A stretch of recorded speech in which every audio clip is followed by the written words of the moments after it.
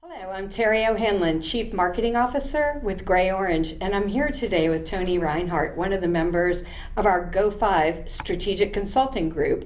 And we're here to talk about, well, the crazy year we've had, right, Tony? We did have a crazy year. We have had a crazy year. We're here to talk about how we went from predictable fulfillment to what Tony has coined, bleep fulfillment, to it depends fulfillment. Thanks for joining me today, Tony. Happy to be here, and thanks to the folks attending our workshop today virtually. We look forward to talking to you about all of the things going on in your supply chain. Absolutely. So let's get started just with some things that people should be thinking about. What do you think the most important learnings are that fulfillment leaders during this crazy, tumultuous time have learned?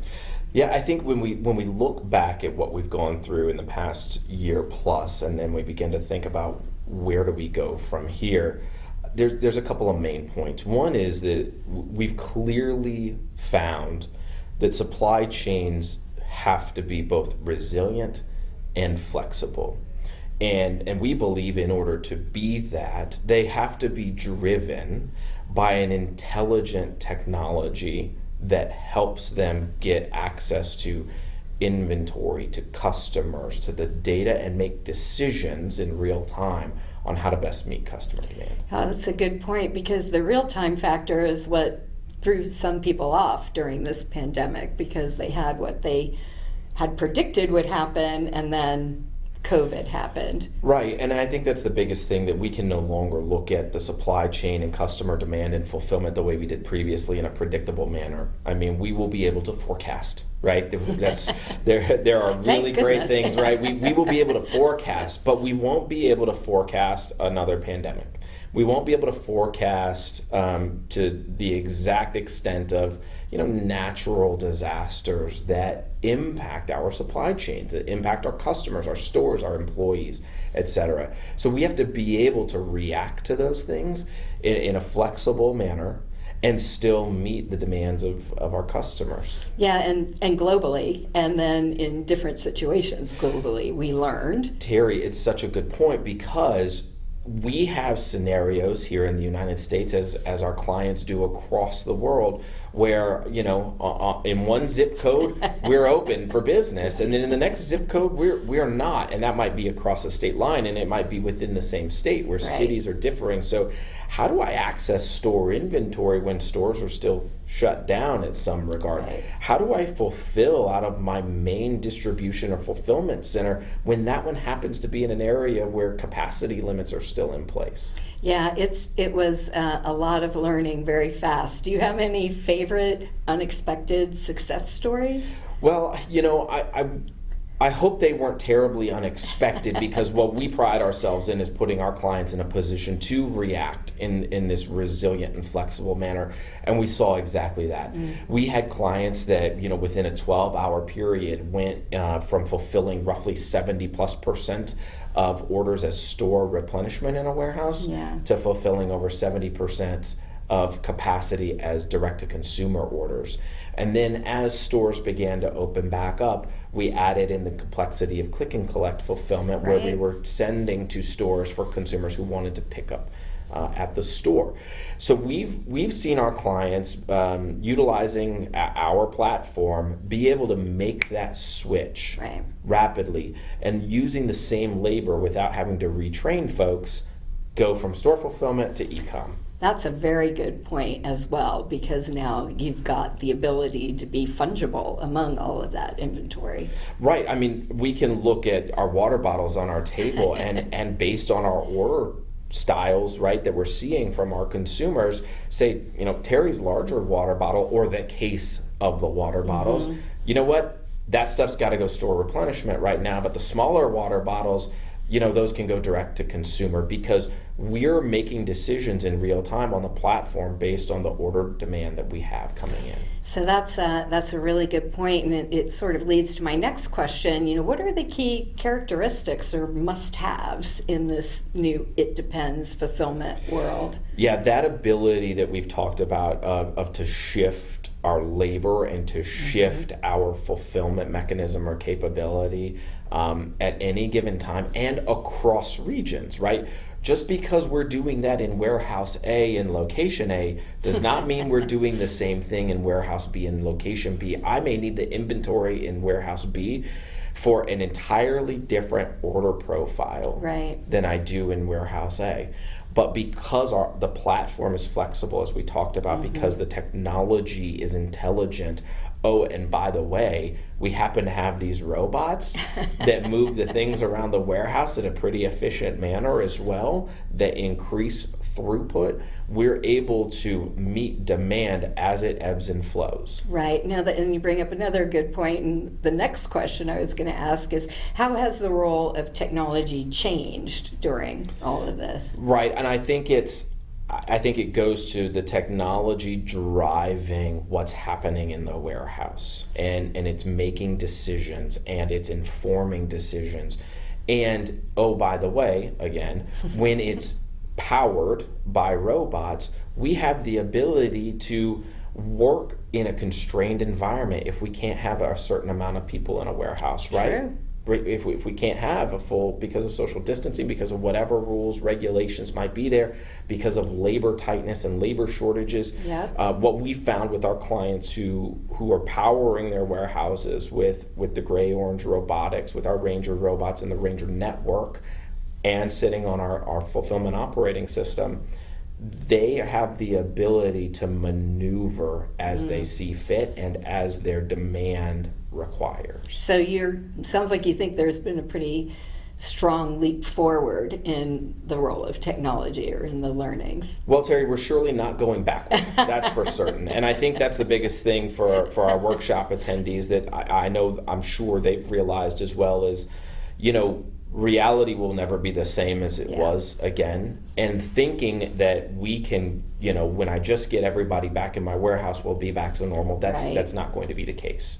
So we have to be thinking about, what am I doing now, right, to continue to leverage what I have, to continue to move the ball forward, to continue to become more intelligent and automated, and then how do I prepare for the next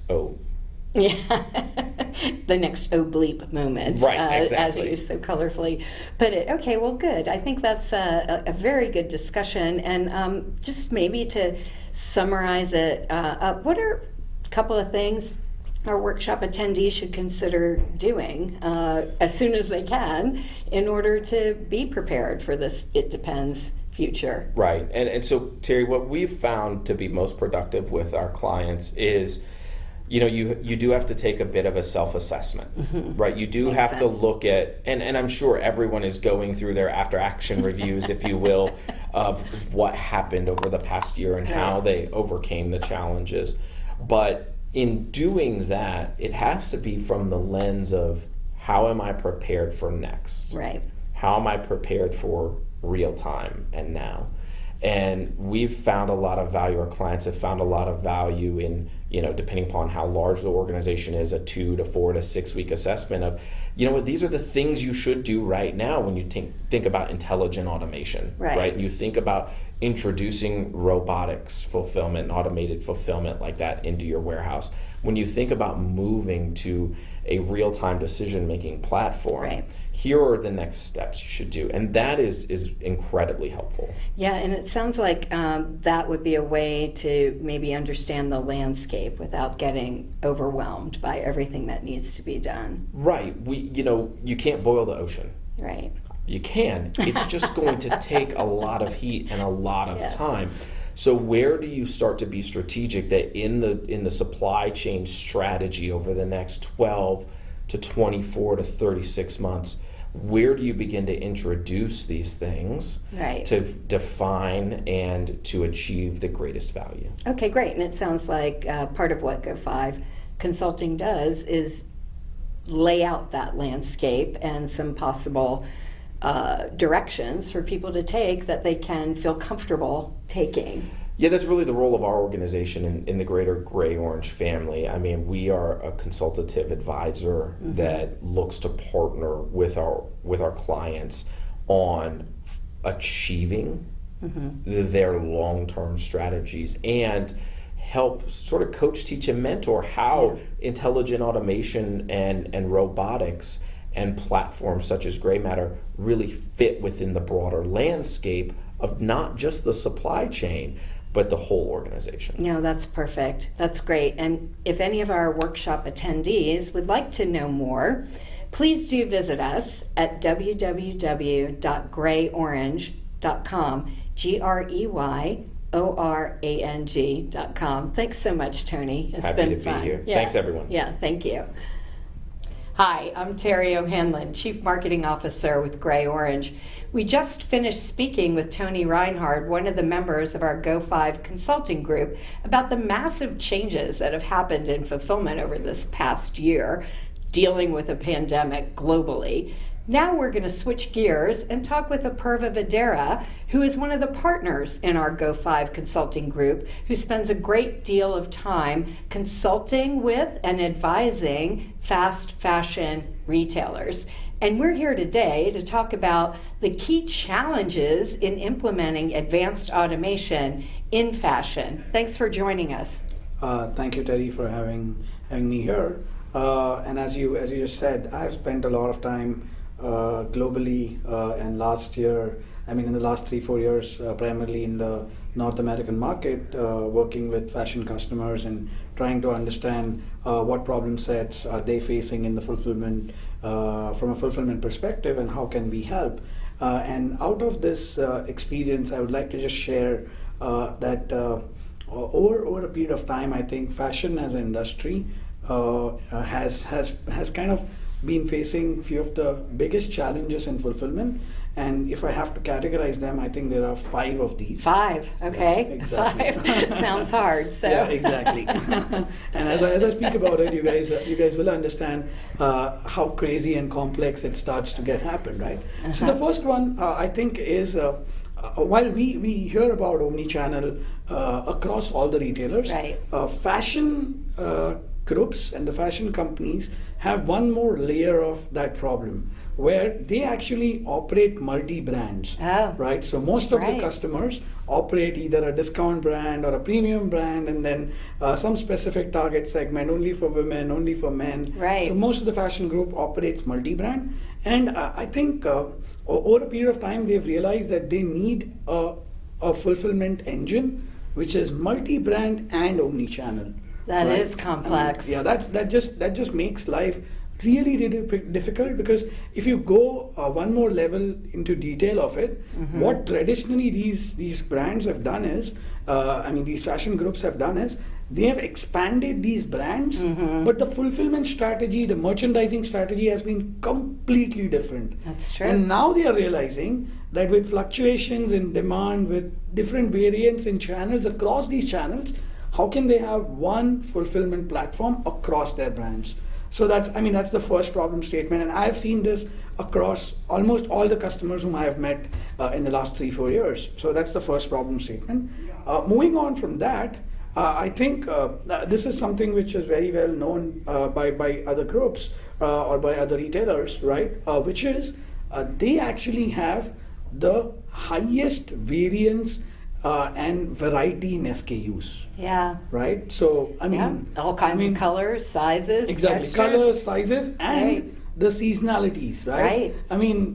10 years down the line, when you used to talk to a fashion customer, there were 1 season or 2 seasons a year. Now there are like 4 to 6 seasons a year, right? So, we are talking about literally 1 million to 2 million SKUs in their entire fulfillment network, and that too across brands, across channels. So now again, this is one more level of complexity which has been added on top of multi-brand omni-channel, right? Yeah. So how do you manage such high variety of SKUs? That's the second problem statement. The third problem statement, actually, in just moving on from the kind of SKUs they have, to they actually have everything which is piece picking. Yeah, wow. Right?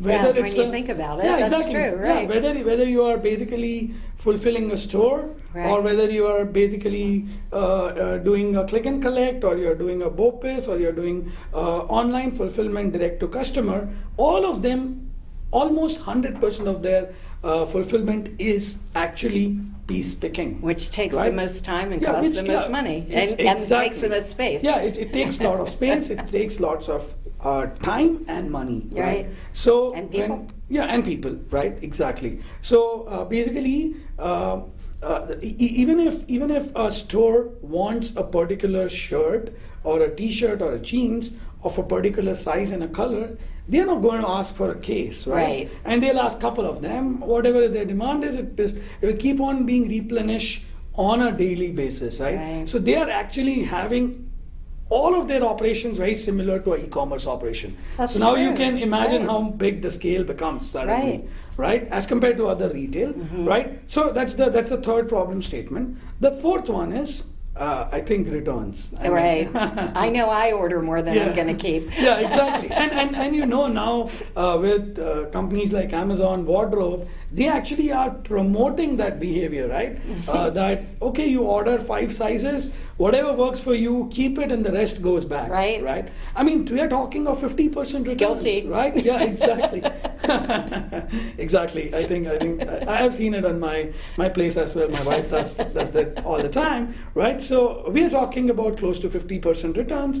And now, again, from a fulfillment perspective, it aggravates the problem to the entire next level, because now as a fashion retailer, I genuinely want to figure out what do I do with those returns, right? And once I have that inventory, how do I prioritize that over the other inventory, right? And that just kind of again has been one of the biggest pain points in the fashion industry. And last but not the least, not a lot of people actually understand that for fashion, while the variety is there in terms of scale and numbers, they actually have variety in terms of even how they are supposed to store. So for example, like depending on what brand you are talking to, 5 to 25% of their inventory is actually goods on hanger. Right. All the blazers, the coats, the winter Dresses. coats, the dresses, right? And the more expensive and the premium you go, the brand actually needs to keep it, because that's how they want to store it, so that the Right. quality and the experience with the customer is actually really good. Right. And now, when you talk about goods on hanger, there are not very too many options in the automation industry, right, or automation solutions which can actually allow you to have goods on hanger in an automation solution. That And I makes think sense. when you talk about these 5 problems together, I think, and that has been one of the reasons we have been very successful as Grey Orange in the fashion industry, and we have been working with a few of the topmost and the biggest fashion retailers in the world, is that our solution, the goods to person solution, and at the same time with our gray matter orchestrating the entire fulfillment across the Right. 4 walls, with our goods to person solution becomes one of the best fit for fashion fulfillment. Yeah, well, so do you have any really fun stories to share about your learnings through that journey? Or maybe Okay. some painful stories? I don't know. So I don't know whether it's a funny one, but I can definitely tell you that people did call us a bit of nuts when we talked about this 3.5 years back, when we said that we want to solve, apart from these 5 complicated problems which we already have solved to a certain extent, Which we are want to hard enough, Yeah, which by are the hard way. enough, Hard exactly, enough, which are right. hard enough and are the real problem statements in the fashion industry. We actually decided and took one of the hardest problem in fashion is how do you pick fashion inventory using robots, right?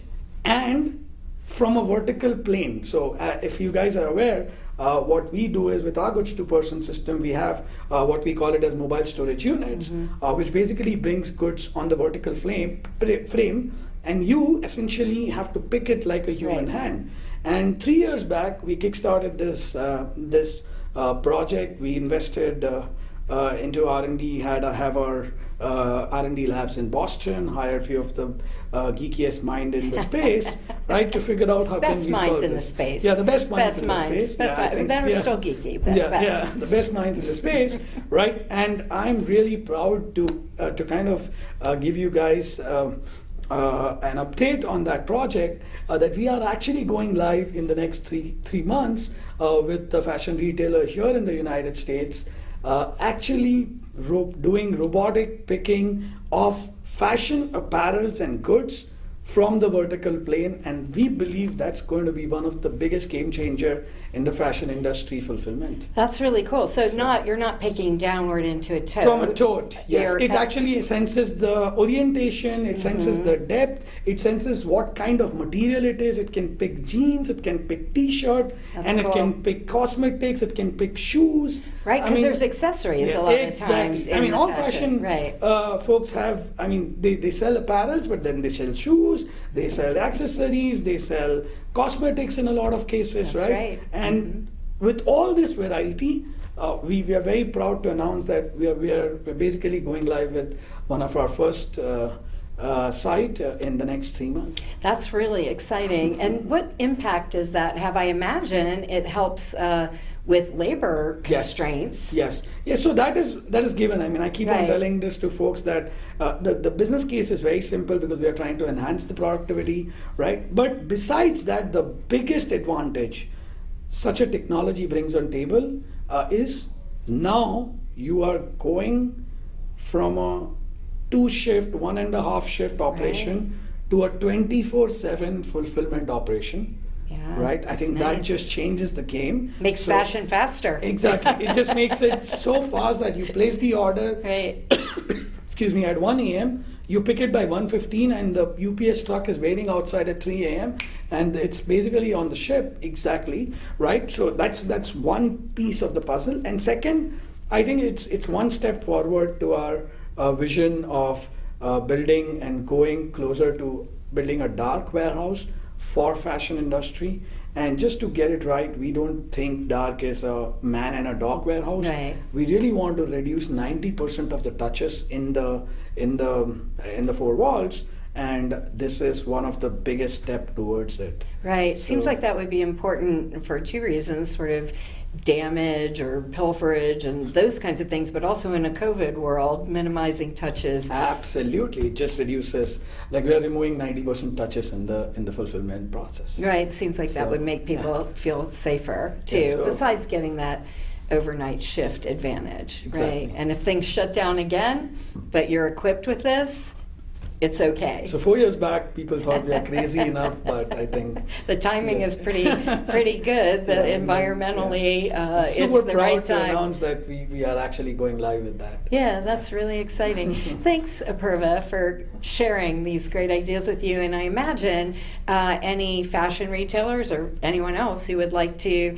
have a discussion about these challenges or others that you're facing would get in touch with you through our website. Absolutely. Happy to help, happy to hear and understand if there are any other problem statements. I would love to understand those as well. Yeah, Apurva likes to solve problems, as you can tell. So thanks everyone for joining us for our second part of our workshop this year.